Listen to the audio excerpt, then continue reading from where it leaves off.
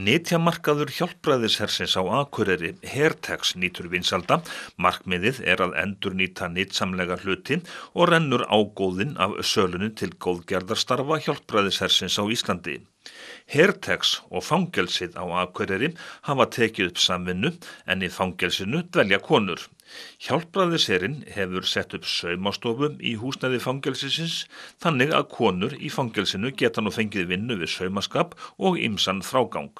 Jú, þetta felst í því að fangarnir vinna og sauma og endur hanna upp úr fatnaði og dúkum og öðru, búa til ýmsa hluti eins og töskur og viskustykki og svuntur og fleira. Og þetta seljum við síðan hérna í Hertex-verslun okkar sem endurhönnun eða redesign eins og það kallast á útlensku. Og nú við borgum konunum laun fyrir þetta og allir hagnast af þessu. Þær gefa líka vinnu í þetta, þannig að þær leggja mikið í þetta. Hversu lengi hefur þetta samstarf staðið yfir? Þetta akkurat með saumastofuna, þetta byrjaði bara í haust og var sett í framkvæmd, bara á haustmánuðum. Hvernig hafa konurnar í fangelsinu tekið þessu? Þær hafa tekið þessu mjög vel, Þar sem þær hafa nú ekki mikið fyrir stafni, þannig að þetta er mjög gott, Hversu margar konur eru í fangelsinu núna? Þær eru 4. En þetta skaffar ekki öllum vinnu eða hvað? Nei, þetta er starf fyrir 2 í augnablikinu. Hversu mikil vinna þetta? Það er nú undir þeim sjálfum komið, Þannig að vissa daga er það lengi og aðra daga lítið. En aðstaðan í fangelsinu til þess að sinna þessu starfi, hvernig er hún? Hún er mjög góð. Hannes er búinn að skaffa allt það sem það er til og þannig að það er ekkert að kvarta yfir því. Hvaða aðstöðu hafið þið komið fyrir í fangelsinu? Það eru saumavélar, overlockvél, það er síðan þar til gerð áhöld, skurðarborð og hvaðina og allt sem til þarf, vil ég segja. Nú ef að vantar þá bara kalla þær eftir meiru og við komum með meira. Það er fá líka að leika lausum hala.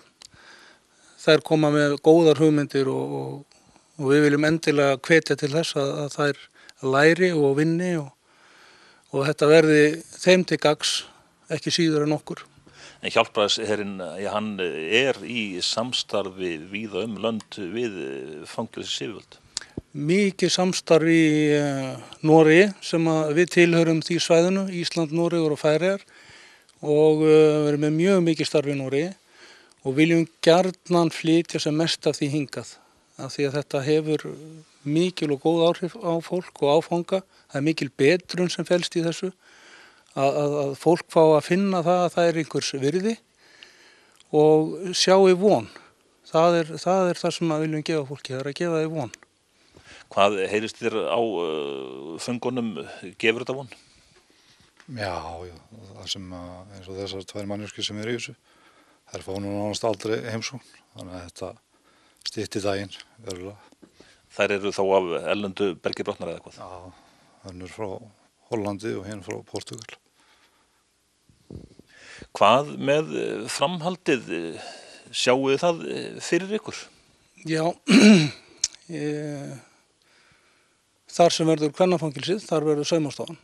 Ég er alveg á því og ég held að yfirvöld sé alveg á því líka.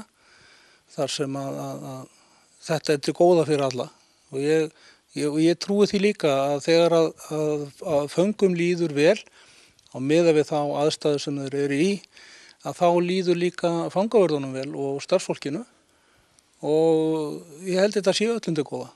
Ég er alveg stend fastur á því. Léttir þetta undir með ykkur fangavörðum? Já, ekki spurning. Þetta var bara himnasending á þetta. En hvað segja viðskiptavinir Hertex? Já, þetta var að koma í verslunina í dag og ég vona að það taki bara vel við sér.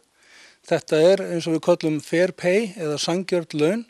Þannig að þessar vörur sem eru endurhönnun eru dýrari en aðrar vörur hérna sem við seljum og þetta er náttúrulega nýtt. Redesign er eitthvað sem er nýtt úr öðru og þetta er jólagjöfin í ár, ekki spurning.